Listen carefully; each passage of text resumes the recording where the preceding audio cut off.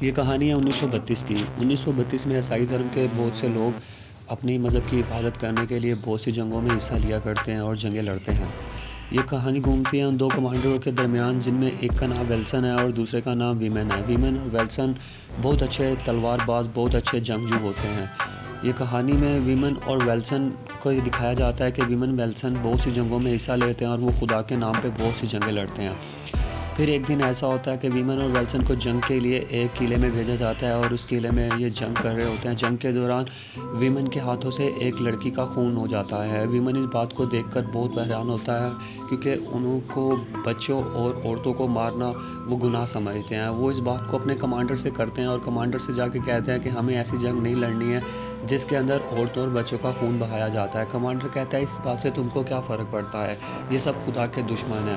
Women کہتا ہے مجھے ایسی جنگ نہیں لڑنی اور وہ جنگجو کو چھوڑ کر وہاں سے نکل جاتے ہیں۔ کچھ ہی دیر میں دیکھتے ہیں کہ ویمن چلتے چلتے ایک ایسے ایریا میں پہنچتا ہے جہاں پر ان کو ایک خالی گھر ملتا ہے۔ ویمنس کے پاس کھانے پینے کے لیے کچھ نہیں ہوتا۔ وہ کہتے ہیں چلو اس گھر میں جا کر کچھ دیکھتے ہیں۔ وہ گھر میں جاتے ہیں لیکن گھر خالی ہوتا ہے پوری طرح سے۔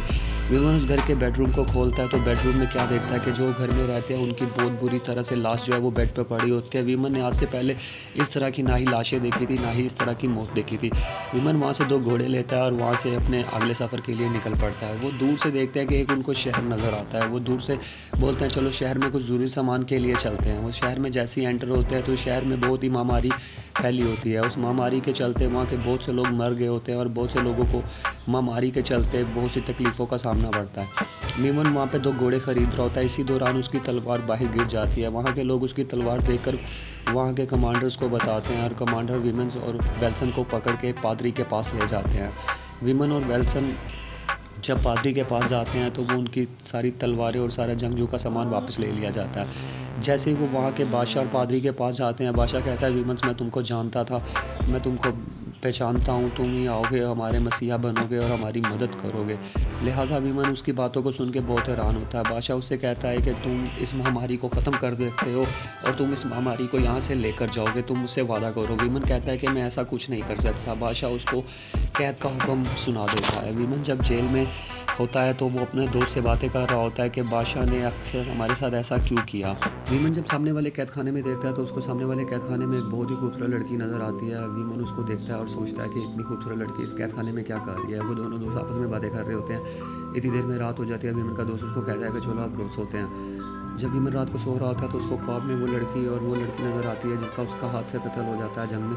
ویمن اٹھ کر اس لڑکی کو دیکھتا ہے اور کہتا ہے میں اس کو ضرور بچاؤں گا۔ پھر صبح کے وقت پادری ان سے ملنے آتا ہے اور پادری ان کو کہتا ہے کہ چلو ویمن تم نے کیا سوچا ہے؟ تو وہ ویمن کو نقشہ دکھاتے ہیں کہ ہم کو 7H بہت ہی دور ایک چرچ ہے، وہاں پر جانا ہے اور اتنے کلومیٹر ہے اور یہ اس کا نقشہ ہے۔ ویمن کہتا ہے کہ پہلے اس جگہ پر کون جا چکا ہے، تو وہ ایک بندے سے ویمن کی ملاقات کرواتے ہیں جو پہلے اس جگہ پر جا چکا ہوتا ہے، لیکن وہ بندہ جو ہے وہ قید میں ہوتا ہے۔ ویمن اس سے کہتا ہے چلو میں تمہیں قید سے رہا کرتا ہوں اور تم ہمیں ان کا رستہ دکھاؤ۔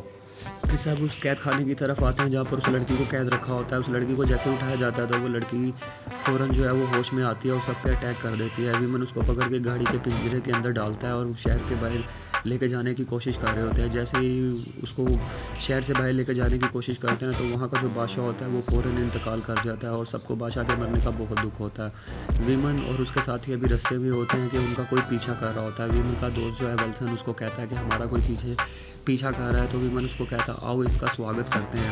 وہ ایک جگہ پر گاڑی کھڑی کرتے ہیں، گاڑی کھڑی کر اور وہ جو ان کا پیچھا کر رہا ہوتا ہے ان کا انتظار کرنے کی کوشش کرتے ہیں۔ جیسے وہ لڑکا پیچھے آتا ہے تو ویمن اس کو پکڑ لیتا ہے اور کہتا ہے اپنا چہرہ دکھا جا۔ وہ چہرہ دیکھتے ہیں تو یہ وہی بادشاہ کا نوکر ہوتا ہے جس کا نام بوکسن ہوتا ہے۔ بوکسن جو کہ بہت اچھا تلوار باز ہوتا ہے اور وہ ان دونوں سے کہتا ہے کہ میں آپ دونوں کو جانتا ہوں اور بہت اچھے جنگجو ہو، میرے بابا بھی بہت اچھے جنگجو تھے اور وہ آپ کے بارے میں بتایا کرتے تھے، آپ کی جنگوں میں بتایا کرتے تھے۔ وہ کہتے تھے تم بچے ہو، ہم تم کو ساتھ نہیں لے کر جا سکتے۔ ویمن اور اس کا دوست ویلسن اس کے ساتھ تلوار بازی میں تھوڑا سا مقابلہ کرنا شروع کر دیتے ہیں۔ جیسے تلوار بازی کا مقابلہ وہ سٹارٹ کرتے ہیں تو ویمن ویلسن کو کہتا ہے کہ اس کو چھوڑ دو، ہم اس کو ساتھ لے کر جائیں گے۔ اس میں دیکھا جاتا ہے کہ کہانی میں رات کا وقت ہوتا ہے، وہ سب ایک دوسرے کے ساتھ باتیں کر رہے ہوتے ہیں، سب ایک دوسرے سے انٹروڈکشن کر رہے ہوتے ہیں۔ اتنی دیر میں ویمن کو یاد آتا ہے کہ وہ اس ڈین کو اس نے کچھ نہیں کھلایا۔ وہ ڈین کو کھانا اور کپڑا دینے جاتا ہے اور ڈین اس سے کہتی ہے تم بہت اچھے ہو اور اس پادری نے میرے ساتھ بہت غلط کیا ہے۔ ویمن اس ڈین کی باتیں سنتا ہے اور سن کے پادری کے پاس آ جاتا ہے۔ ویمن واپس آ کر وہاں پر 8 نام کے بندے کو کہتا ہے کہ تم کو جا کر اس ڈین کا خیال رکھنا چاہیے، رات بھر کیونکہ وہ ڈین یہاں سے بھاگ نہ جائے، اور آرٹ نام کا لڑکا اٹھ کر اس گاڑی کے پاس جا کر بیٹھ جاتا ہے۔ اتنی دیر میں ہم دیکھتے ہیں کہ پادری آرٹ کے پاس آتا ہے اور آرٹ کو کہتا ہے کہ تم اس کی معصوم شکل پہ مت جانا، یہ ہر کسی کو اپنے جگاوے میں لے کر بعد میں اس کو قتل کر دیتی ہے۔ آرٹ اس کو کہتا ہے کہ نہیں، اس کی شکل میں مجھ کو میری بیٹی نظر آتی ہے، کیونکہ اس کی شکل میری بیٹی جیتی ہے۔ اتنی دیر میں وہ ڈین کے پاس جاتا ہے اور ڈین اس پہ حملہ کر دیتی ہے اور آرٹ سے چابیاں اٹھاتی ہے اور وہاں سے بھاگ جاتی ہے۔ اب دیکھا جاتا ہے کہانی میں کہ سب اس ڈین کو ڈھونڈنے کے لیے قریبی گاؤں میں پہنچ جاتے ہیں اور ڈین کو ڈھونڈنا شروع کر دیتے ہیں۔ وہ ڈین کو ہر جگہ ڈھونڈتے ہیں مگر ڈین ان کو کسی جگہ پہ نہیں ملتی۔ پھر ان کو ایک جگہ پر سایہ نظر آتا ہے اور سایہ کا پیچھا کرتے ہیں تو وہ دیکھتے ہیں کہ ڈین ہے، اس کے پیچھے بھاگتے ہیں، لیکن جب اس کے چہرے کو دیکھتے ہیں تو وہ ڈین نہیں، وہ گاؤں کی ایک لڑکی ہوتی ہے۔ پھر ان کو ایک سایہ ایک جگہ پر اور نظر آتا ہے اور سب اس سایہ کے پیچھے پیچھے بھاگتے ہیں۔ اب کہانی میں یہاں دیکھتے ہیں کہ وہ سب ایک ایسی جگہ پر ایک ایسے غار میں آ جاتے ہیں جہاں پر لاشیں زمین پہ بکھری ہوتی ہیں، جو خون میں ڈیبی ہوتی لاشیں ہیں۔ وہ اس ڈین کو ڈھونڈنا شروع کر دیتی تھی۔ میں ہم دیکھتے ہیں کہ آرٹ ڈین کو ڈھونڈتے ڈھونڈتے ایک ایسی جگہ پر جاتا ہے اور جا کر بوکسن کے ہاتھوں سے وہ قتل ہو جاتا ہے۔ بوکسن کہتا ہے اس کو میں نے نہیں مارا، یہ خود ہی میری تلوار کے اندر آ کے خود کو قتل کر دیتا ہے۔ سب اس کا یقین تو نہیں کرتے لیکن ان کو یقین کرنا پڑتا ہے۔ پھر وہ ڈین کو ڈھونڈتے ہیں اور وہ ڈین کہتی ہے کہ میں تم سے اس لیے بھاگی تھی کیونکہ میری جان کو خطرہ تھا۔ اب یہاں دیکھا جاتا ہے کہ صبح کا وقت ہو جاتا ہے اور سب آرٹ کی لاش کو جو ہے وہ زمین میں دفناتے ہیں اور دفنا کر پرے کرتے ہیں اور پرے کر کے وہاں سے چل پڑتے ہیں۔ اتنی دیر میں پادری کہتا ہے کہ اس ڈین کو میں قتل کر دیتا ہوں، اس کی وجہ سے سب رات کو کوئی نہ کوئی ایک بندہ مرے گا، لیکن ویمن اس کو کہتا ہے کہ کوئی اس کو ہاتھ نہیں لگائے گا۔ اتنی دیر میں ہم دیکھتے ہیں کہ سفر کا آغاز ہو جاتا ہے اور وہ ڈین ویمن کا شکریہ ادا کر رہی ہوتی ہے کہ اس نے اس کی جان بچائی، تو وہ اس کو بہت اچھا لگتا ہے، لیکن ویمن اس سے آنکھیں نہیں ملاتا۔ یہاں دیکھا جاتا ہے کہ بوکسن کو بہت دکھ ہوتا ہے کیونکہ اس کی تلوار سے جو ہے وہ آرٹ کا قتل ہو جاتا ہے اور بوکسن اس چیز میں بہت پچھتا رہا ہوتا ہے۔ پھر سب وہ ایک ایسی جگہ پر پہنچ جاتے ہیں جہاں پر ایک ایسا پل ہوتا ہے جو کہ بہت ہی خستہ حالت میں ہوتا ہے۔ وہ سب ایک دوسرے سے لڑ رہے ہوتے ہیں لیکن ویمن اس پل کو کراس کرنے کی خود کوشش کرتا ہے۔ وہ اپنے گھوڑے کو لے کر جاتا ہے اور پل کے اوپر چڑھ جاتا ہے، آہستہ آہستہ کر کے وہ پل کو کراس کر دیتا ہے۔ پھر وہ سب کلو ممبر کو کہتا ہے کہ چلو آپ بھی ہمارے ساتھ آہستہ آہستہ کر کے چلو، لیکن وہ ڈین کے پنجرے کو پہلے وہاں سے گزارنا مناسب سمجھتے ہیں۔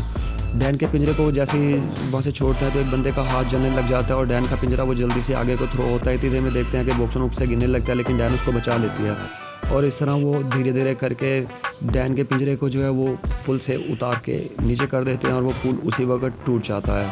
کسی کو چوٹ نہیں لگتی اور سب بحفاظت جو ہے وہ پل کو کراس کر لیتے ہیں۔ اب یہاں پہ دیکھا جاتا ہے کہ باکسر اس ڈین کا شکریہ ادا کرتا ہے کیونکہ اس نے اس کی جان بچائی۔ اب وہ اپنے ساتھی کی جو ہاتھ میں چوٹ لگی تھی اس کو دیکھنے لگ جاتے ہیں، اس کو پٹی کرنے شروع کر دیتے ہیں۔ ویکنس اپنے ساتھی سے کہتا ہے کہ وہ اس کو شراب دے اور شراب اس کے ہاتھ میں ڈالتا ہے، ٹھیک ہوتا ہے۔ اتنی دیر میں ان کو کچھ وہاں سے آوازیں آتی ہیں جو کہ بھیڑیا نما ہوتی ہیں۔ اب رات کا وقت ہو جاتا ہے۔ رات کے وقت جب سفر میں سب چل رہے ہوتے ہیں تو فوگ اتنی زیادہ ہو جاتی ہے کہ ان سے چلا نہیں جاتا۔ اب رات اتنی زیادہ ہو گئی تھی کہ انہوں نے سوچا کہ چلو رات کو یہیں پر ہم ٹھہر جاتے ہیں۔ پھر وہ ڈین کے پاس جا کے کہتے ہیں کہ یہ سب تم کر رہی ہو۔ ڈین اس کو ایک اشارہ دیتی ہے، آگ بجھاتی ہے، لیکن ویمن اس کی باتوں پہ یقین نہیں کرتا۔ پھر ویمن کو خواب میں وہی عورت نظر آتی ہے جس کا ویمن کے ہاتھوں سے قتل ہو جاتا ہے۔ ویمن اٹھ کے فوری جیسے گاڑی کے پاس جاتا ہے تو دیکھتا ہے ایک آدمی جو ہے وہ ڈین کو قتل کرنے لگا۔ ویمن اس کو روکتا ہے کہ تم اس کو قتل نہیں کرو، وہ کہتا ہے نہیں، یہ باری باری ہم سب کو مار دے گی اس لیے ہم اس کو مار دیتے ہیں۔ اتنی دیر میں وکٹم آ کے اس کو کہتا ہے کہ ہمیں یہاں سے نکلنا چاہیے کیونکہ وہاں سے بھیڑیوں کی بہت زیادہ آوازیں آ رہی ہوتی ہیں۔ اتنی دیر میں وکٹم سب کو کہتا ہے اپنی تلواریں نکال لو، تیار ہو جاؤ، کیونکہ بھیڑی ان پہ حملہ کرنے لگ جاتے ہیں اور اتنے زیادہ بھیڑیا آتے ہیں ان سب پہ حملہ کرتے ہیں، لیکن وہ باری باری سب بھیڑیوں کو جو ہے وہ قتل کر دیتے ہیں اور سب کو بچا لیتے ہیں، لیکن ان کو اور زیادہ بھیڑیوں کی آوازیں آ جاتی ہیں۔ تو وہ وکٹم کہتا ہے کہ ہمیں یہاں سے نکلنا چاہیے۔ جیسے وہ نکلنا شروع ہوتا ہے تو ان کے کلو کا ایک ممبر جو ہے وہ نیچے گر جاتا ہے اور سب بھیڑیوں اس کو مارنا شروع کر دیتے ہیں۔ وکٹم جب اس کو بچانے کے لیے ان بھیڑیوں کے پاس جاتا ہے تو اس کا ساتھی اس کو روک دیتا ہے کہ اب ہمیں جانے کا کوئی فائدہ نہیں ہے، وہ مر چکا ہے۔ اب یہاں پر دیکھتے ہیں کہ صبح کا وقت ہو جاتا ہے۔ یہاں وکٹم گاڑی کو روکتا ہے، گاڑی کو روکنے کے بعد وہ ڈین کو کہتا ہے کہ تمہاری وجہ سے سب قتل ہو رہے ہیں۔ وہ ڈین کو مارنے لگتا ہے۔ اتنے دیر میں پادری جو ہے وہ وکٹم کے سامنے آ جاتا ہے اور کہتا ہے تم اس ڈین کو مت مارو کیونکہ ڈین ہی ہمیں سب کچھ نجات دلائے گی۔ وکٹم اس کو مارنے لگتا ہے تو وکٹم کا دوست آ کے کہتا ہے کہ دیکھو وہ چرچ آ گیا، اس کو مت مارو، تو وہ سارے چرچ کی طرف چل پڑتے ہیں۔ جیسے وہ چرچ کی طرف جا رہے ہوتے ہیں تو وکٹم اس کو کہتا ہے کہ یہ ہمارے وقت کا آخری سفر ہے اور اس سفر کے بعد ہم سب آزاد ہیں۔ جیسے وہ چرچ کے پاس آتے ہیں تو چرچ کو تالا لگا ہوتا ہے۔ پھر وہ اپنے لڑکے کو اندر بوکسن کو بھیجتے ہیں اور وہ اندر سے دروازہ کھولتا ہے۔ جیسے چرچ کے اندر جاتے ہیں تو وہ دیکھ کے حیران ہو جاتے ہیں کہ چرچ کے ساتھ پورا جو شہر سارا خالی ہوتا ہے۔ اب وہ اوپر جا کے پادریوں کو دیکھتے ہیں تو پادری اسی مہاماری سے مرے ہوئے ہوتے ہیں۔ وہ یہ دیکھ کر بہت حیران ہوتا ہے کہ وہاں جتنے بھی پادری بچے ہوتے ہیں وہ سارے پادری مر جاتے ہیں اسی مہاماری سے۔ وکٹم اسے کہتا ہے کہ تم پریشان نہ ہو، میں حل مل جائے گا۔ وہ کہتا ہے کہ نہیں، اب کچھ بھی نہیں بچے گا۔ اتنی دیر میں دیکھتے ہیں کہ ایک پادری زمین پہ نظر آتا ہے اور وہ کہتا ہے اس کتاب کو تم بچا لو، یہ وہی سلومن کی جادوئی کتاب ہے جس سے اب آج تک کی دنیا جو ہے وہ حفاظت سے ہے، وہ شیطانوں سے بچی ہوئی ہے۔ وہ کتاب کو لے کر اس ڈین کے پاس آتے ہیں۔ وکٹم اپنے ساتھی کو کہتا ہے کہ تم منتر پڑھنے شروع کر دو۔ پادری جیسے ہی منتر پڑھنے شروع کر دیتا ہے تو اس ڈین کو تکلیف ہوتی ہے۔ ڈین اس کو روکنے کی بہت کوشش کرتی ہے لیکن وہ پادری منتر پڑھتا رہتا ہے۔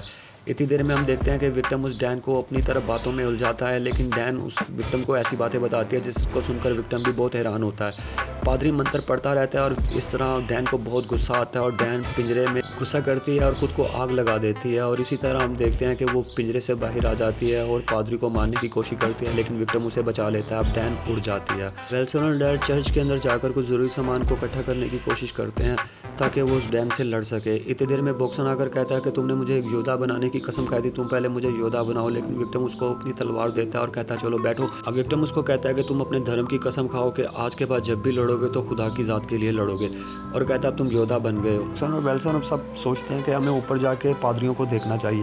جب وہ اوپر والے پورشن پہ جاتا ہے تو وکٹم کو سب یاد آ رہا ہوتا ہے کہ کس طرح اس کے سب ساتھیوں کو جو ہے وہ ایک ایک کر کے مارا گیا۔ جیسے وہ اوپر آتا ہے تو اوپر آ کے دیکھتے ہیں کہ جتنے بھی پادری ہوتے ہیں وہ سب اپنی جگہوں پہ مرے ہوئے ہوتے ہیں۔ تو ساتھ والا پادری ہوتا ہے وہ دیکھ کر بہت حیران ہوتا ہے۔ وکٹم ان کو کہتا ہے کہ ایک ان میں سے کتاب اٹھا لو، اور جیسے ہی دیکھا جاتا ہے کہ ڈین اتنی دیر میں اوپر سے حملہ کرنا شروع کر دیتے ہیں۔ وکٹم کہتا ہے تم منتر پڑھنے شروع کر دو، تو پادری جو ہے وہ منتر جیسے ہی پڑھنے شروع کر دیتا ہے تو ڈین سامنے آ جاتی ہے اور ڈین اوپر سے چیزیں پھینکتی ہے تاکہ وہ منتر پڑھنے روکے۔ اتنی دیر میں دیکھا جاتا ہے کہ ڈین سبھی کتابوں کو جلا دیتی ہے جن کی فوٹو کاپی وہ پادری بنا رہے تھے۔ اب منتر پڑھنے شروع ہو جاتے ہیں اور ڈین آپے سے باہر ہو جاتی ہے اور ڈین تیز تیز حملے کرنے شروع کر جاتے ہیں۔ پادری زور زور سے منتر پڑھنے شروع کر دیتا ہے اور ڈین اپنے حملوں کو تیز کر دیتی ہے۔ وکٹم اور اس کے ساتھی اس ڈین سے لڑ رہے ہوتے ہیں اور جتنے بھی پادری جو جن بن جاتے ہیں ان سب کو وہ مار رہے ہوتے ہیں اور ان کی گردنوں پہ زخم لگا لگا کے ان کی روحوں کو لگا رہے ہوتے ہیں۔ اتنی دیر میں دیکھا جاتا ہے کہ وہ وکٹم پہ حملہ کر دیتے ہیں، وکٹم کو نیچے گرا دیتے ہیں اور ڈین نیچے آ جاتی ہے اور آ کر پادری کا بھی سر اڑا کے لے جاتی ہے۔ اب ڈین وکٹم کو پکڑ کے کہتے ہیں یہ سب مصیبت تمہاری وجہ سے ہوئی ہے۔ اتنی دیر میں وکٹم کا دوست اس کو بچا لیتا ہے، ڈیم کو پکڑ لیتا ہے لیکن ڈیم اس کو اپنے پروں میں لگا کر آگ اور اس کو بھسم کر دیتی ہے۔ اب یہاں پہ بوکسن کے ہاتھ میں کتاب آ جاتی ہے۔ بوکسن اونچی اونچی ڈیم کے لیے منتر پڑھنے شروع کر دیتا ہے لیکن وکٹم ڈیم کے اوپر حملہ کر دیتی ہے اور اپنے پروں سے وکٹم پہ کھنجر مارنا شروع کر دیتی ہے، لیکن یہاں پر منتر پورے ہو جاتے ہیں اور ڈین آسمان پہ جا کر مکت ہو جاتی ہے۔ اب یہاں پر دیکھا جاتا ہے کہ وکٹم ان اپنے ساتھیوں کو دیکھ کر بہت خوش ہوتا ہے اور وہ بوکسن کو کہتا ہے کہ تم اپنا خیال رکھنا، اور ڈین دیکھتا ہے کہ چلی گئی ہے اور لڑکی اپنی حالت میں آ گئی ہے۔ یہاں پر دیکھا جاتا ہے کہ تینوں یودھا کی جو وہ قبر بنائی جاتی ہے، وہ لڑکی ان سب سے کہتی ہے رو کر کہ تم میری زندگی بچانے کے تم میرے قدردار ہو، سنو میرا نام اینا ہے اور میں تم سب کے بارے میں جاننا چاہتی ہوں، اور ایسے وہ بوکسن کے ساتھ چلے جاتے ہیں اور آخری کتاب جو بچ جاتی ہے وہ بوکسن کے پاس ہوتی ہے اور یہاں پر کہانی ختم ہو جاتی ہے۔